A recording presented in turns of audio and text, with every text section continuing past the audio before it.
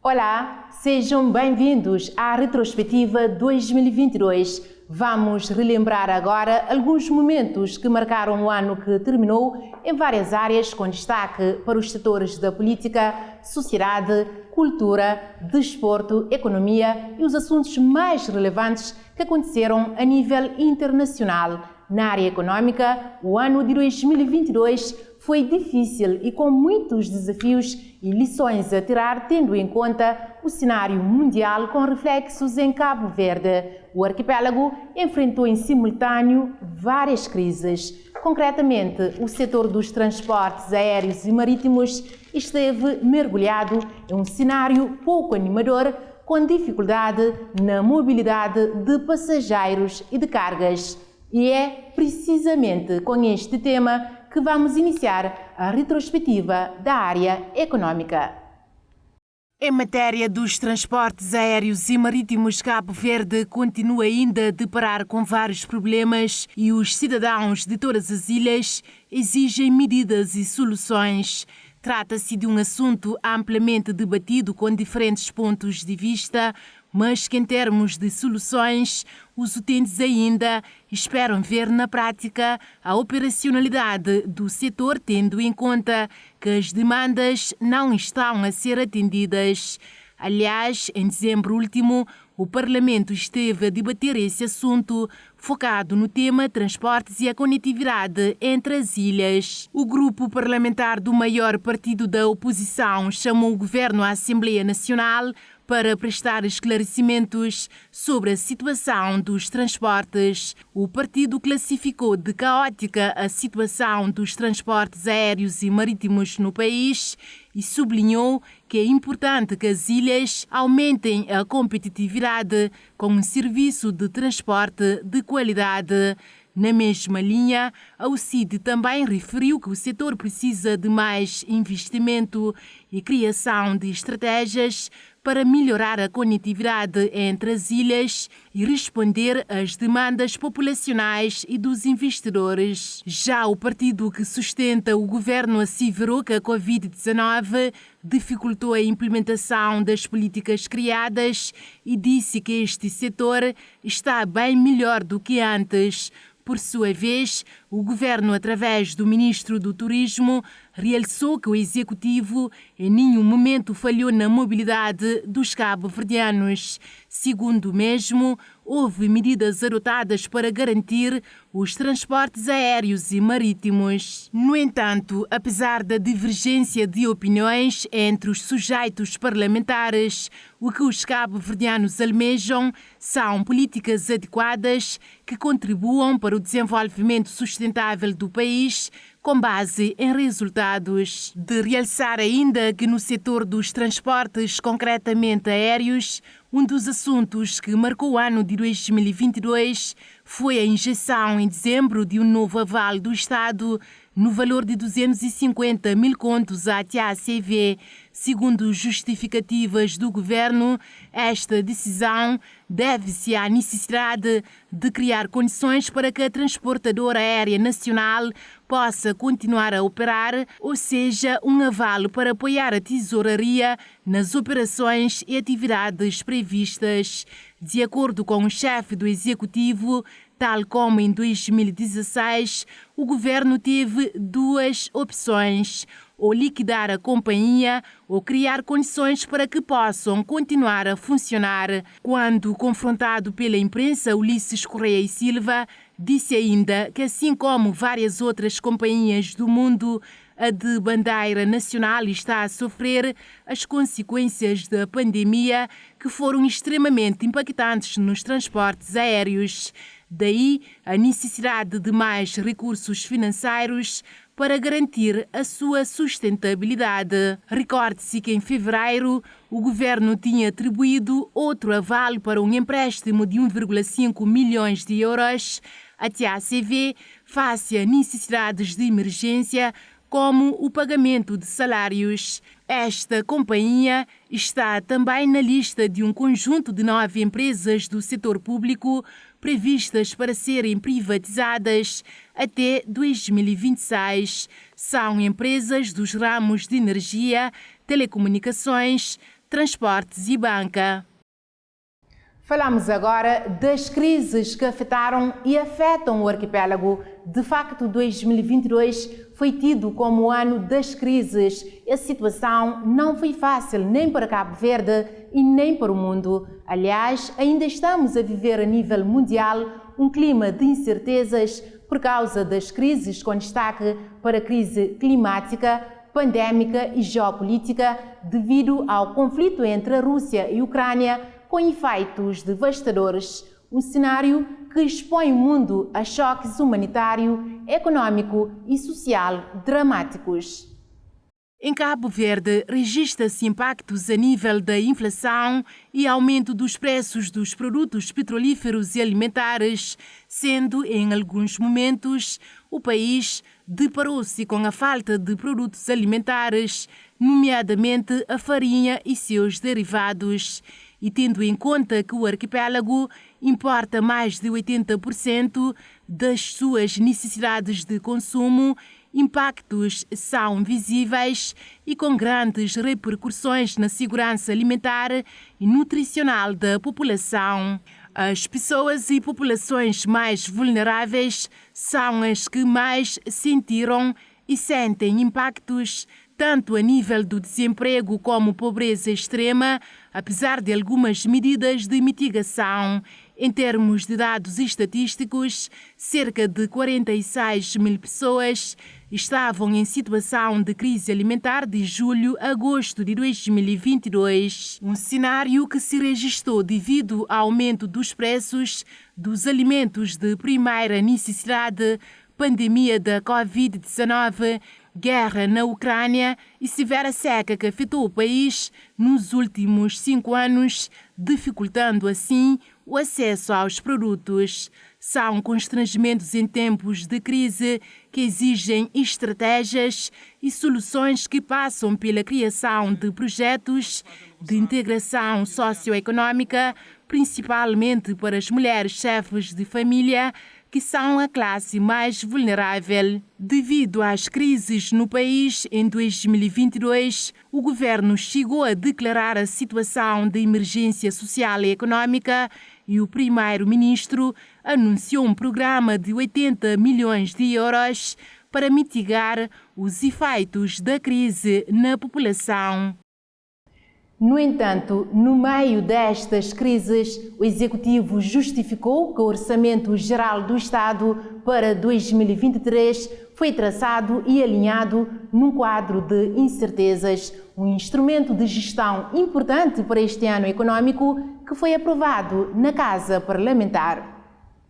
Trata-se de um instrumento que ronda os 78 mil milhões de escudos e tem como principal objetivo acelerar a agenda que tem como meta fazer de Cabo Verde um país plataforma internacional de serviços. O Executivo pretende que o Orçamento do Estado para 2023 seja um instrumento que dará continuidade às medidas de recuperação econômica do país e que priorizará o desenvolvimento social e o rendimento das famílias. Foi traçado ainda com vista a promover a confiança e a resiliência da economia e dos cabo-verdianos, com o intuito de incentivar e estimular as reformas e a inovação. Outra novidade é que Cabo Verde vai aumentar a partir deste ano o salário mínimo nacional de 13 para 14 mil escudos e atualizar os ordenados mais baixos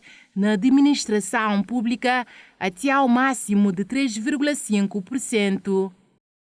Veja agora uma entrevista com o economista António Batista, que vai debruçar sobre alguns outros assuntos que marcaram o ano econômico de 2022.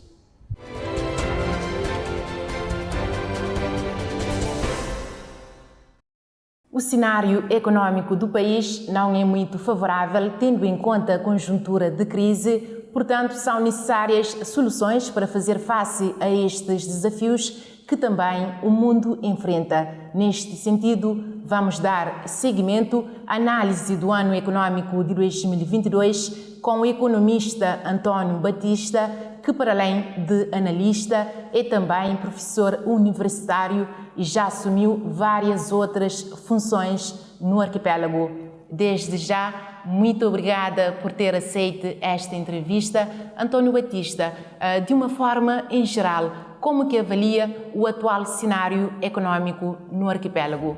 Bom, antes de mais, obrigada pelo convite. Nós estamos a viver um cenário muito preocupante devido à guerra e à incerteza que nós temos verificado recentemente e também uma aceleração na inflação. A inflação é quando os preços começam a aumentar de uma forma generalizada. Isso implica perda de poder de compra das famílias e qualidade de vida e, de certa forma, podemos falar que é mais miserável, onde nós não teremos dificuldades em cumprir questões de alimentação. Nós temos uma situação que o salário não aumentou durante muito tempo, mas os preços têm aumentado de forma significativamente, principalmente nos itens essenciais no orçamento das famílias mais pobres. Então esse é um grande desafio e o cenário de incerteza devido à guerra é muito preocupante na nossa economia. E relativamente ao crescimento econômico, em dezembro o governo reviu que o país vai crescer para mais de 8%. Estamos em condições de atingir esta meta? Sim, isso é alcançável, mas não é um crescimento econômico sustentável, porque isso acontece por causa do que o país estava no fundo por causa da crise. Então, nós chamamos na economia de efeito base. E efeito base, na verdade, nós estamos a retomar o nosso estágio normal de crescimento econômico. Então, por isso, essa percentagem vai ser muito alta, mas não é um crescimento econômico sustentável, digamos assim, de longo prazo. Nós não temos condições para isso, porque a situação que o país vive, a incerteza, a expectativa, digamos assim, dos nossos empresários nos setores importantes da economia ainda não estão uma expectativa favorável aos investimentos e mesmo as famílias têm tido uma expectativa muito negativa sobre a sua situação de vida e futuro e por isso eles vão adiar consumo, vão adiar investimento e isso são as bases que nós teríamos para o crescimento econômico. Então não teremos condições de manter, digamos assim, a um ritmo de 8%, 7%, é impossível praticamente. E falando das expectativas dos cabo-verdianos e dos empresários principalmente, quais os indicadores econômicos neste momento que são mais preocupantes? Sim, nós sabemos que o INE, todo trimestre, ele faz um inquérito sobre a conjuntura, tanto nas famílias como nas empresas. A economia funciona na base da expectativa. A expectativa, se nós temos expectativas que o mundo vai ser melhor, que a economia vai crescer, então nós vamos aumentar o consumo, vamos investir. Mas se a nossa expectativa é negativa, então por causa da incerteza, então as pessoas vão adiar o consumo e as empresas vão adiar investimentos. Então isso que vai trazer a crise, efetivamente. Então o grande problema é o governo tentar gerir essas expectativas e infelizmente não depende só de nós, porque a incerteza da guerra, o aumento no preço dos alimentos lá fora e também as dificuldades que o país tem por causa da Covid e da seca. Então é muito difícil e os indicadores que o INE apresentou recentemente mostram que em termos das famílias a expectativa é negativa, então isso é preocupante. Em termos da expectativa dos empresários é misto, temos setores que melhorou, no caso do turismo, no caso do comércio, no transporte, mas temos setores também que a expectativa é negativa, no caso da construção civil, que emprega muitas pessoas e é um setor dinâmico na nossa economia. Então, essas expectativas é que vão determinar o ritmo do crescimento econômico no futuro, no curto prazo, vamos supor 2023, e o governo terá um grande desafio em tentar gerir através de políticas públicas, através de alguns sinais que possa reverter o clima de incerteza e garantir que essa crise não vai ser tão grande ou tão duradoura e que as políticas estão a ser implementadas. O governo tem feito o seu trabalho de propaganda, porque isso é essencial. É essencial que o governo crie expectativas, fala que estamos a fazer, o país vai fazer, vai enfrentar, mas a situação que nós temos não traduz a realidade, porque mais tarde ou mais cedo as pessoas vão ter a plena consciência da situação do país. E tendo em conta o cenário econômico neste momento, que medidas seriam viáveis para pelo menos alavancar a economia do país e tirar o país desta situação que se encontra? É difícil. Políticas públicas hoje no cenário que o governo de Cabo Verde vive é complicado por causa da dívida, Nós temos um país muito endividado em termos externos, em termos da dívida pública. Aumentou tanto o endividamento externo como o endividamento interno, que é mais grave, de curto prazo, mais caro. O governo não tem essa folga financeira. E também nós temos déficit em termos das contas públicas, por causa da grande despesa que o governo teve que fazer durante a pandemia e contornar esse cenário de inflação. O governo de Cabo Verde não tem muita margem, né? Nós temos que ter muita criatividade. Eu não tenho todas as informações, digamos assim, que no Ministério das Finanças eles podem ter, mas eu consigo ver que é muito difícil. Nós temos uma margem muito limitada de políticas públicas e o desafio que o país tem pela frente ele é muito grande. O governo terá que ter muita criatividade mesmo, porque, como eu tinha dito, o importante é gerir a expectativa. E a expectativa ela é muito volátil e depende da propaganda, depende do que nós escutamos, depende da sensação de como vai a economia. Eu não vejo o governo a fazer isso da forma correta, né? Ele tem feito propaganda, mas propaganda tem limite, tem um prazo limitado, porque mais tarde ou mais cedo nós vamos encontrar a realidade. Então terá que ser feito políticas concretas para recuperar o emprego, para recuperar a confiança das pessoas e das empresas, para que eles possam fazer os investimentos. E caso não tiver, o governo terá que fazer. O governo é o investidor de último recurso. E se os empresários não estão a fazer, se as famílias não querem consumir, o governo terá que criar um cenário de aumentar o consumo, de aumentar os investimentos necessários, mesmo que a dívida aumente mais um pouco. Mas é necessário, porque a situação pode ser pior. E esta dívida interna, ela é sustentável? Não, a dívida interna ela não é sustentável porque ela é muito cara, né? É uma dívida de curto prazo e o problema da sustentabilidade se põe onde? É onde nós colocamos esse dinheiro. E nós vimos que a dívida foi dívida para ajudar as famílias necessitadas, para contornar o efeito da Covid. Não é uma dívida que gera um capital para pagar a si mesmo, né? Não é uma dívida de investimento, é uma coisa diferente. Antes nós tínhamos dívidas que foi feito em infraestruturas. As dívidas de infraestruturas, as infraestruturas permitem crescimento econômico, permitem empresas para facilita o negócio das empresas, facilita a exportação, as infraestruturas melhorou o turismo, né, porque criamos aeroportos, etc. Essas dívidas, ela tem uma qualidade boa, né? É uma dívida que tem condições de se pagar. Mas as dívidas atuais que nós temos não foram dívidas de infraestruturas, não foram dívidas que melhorou a capacidade de produção do país. Então são dívidas que foram direcionadas para questões sociais, para questões não foram investimentos em si, foram gastos que infelizmente não geram recursos para se pagar. Então o endividamento interno ela é mais preocupante porque é ali que o país pode entrar em inadimplência, não conseguir pagar. Isso traz desconfiança e um conjunto de problemas.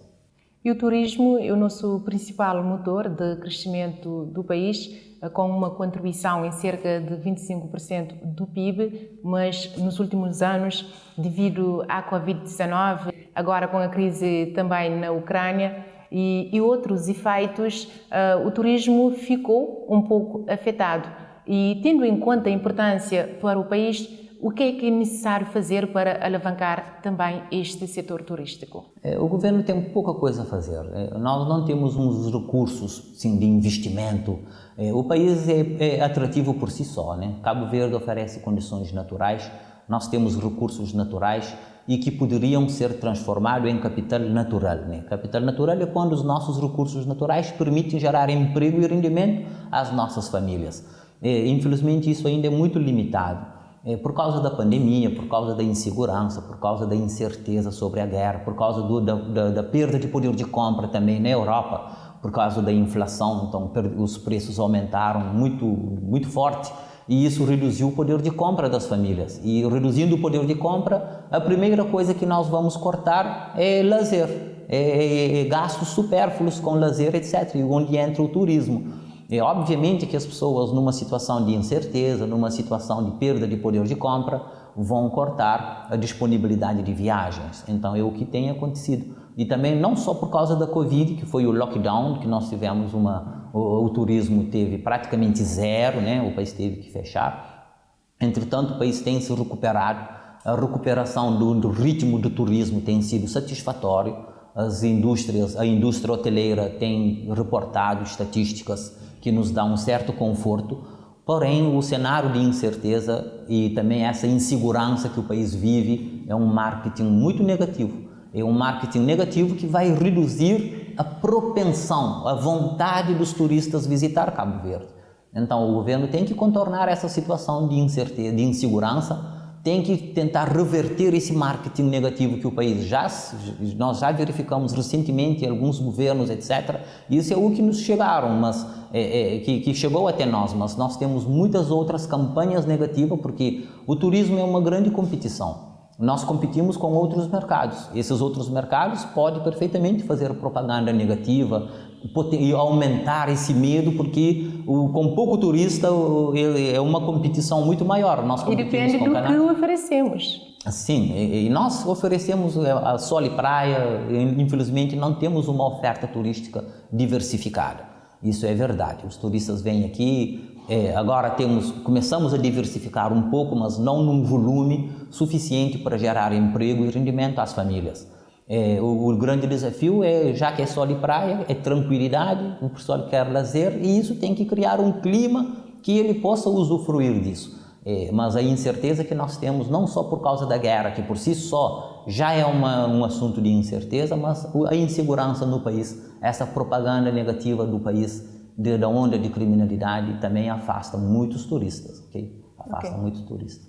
António Batista, muito obrigada por esta entrevista, para explicar aqui alguns cenários econômicos do ano 2022 e também as perspectivas para o ano 2023.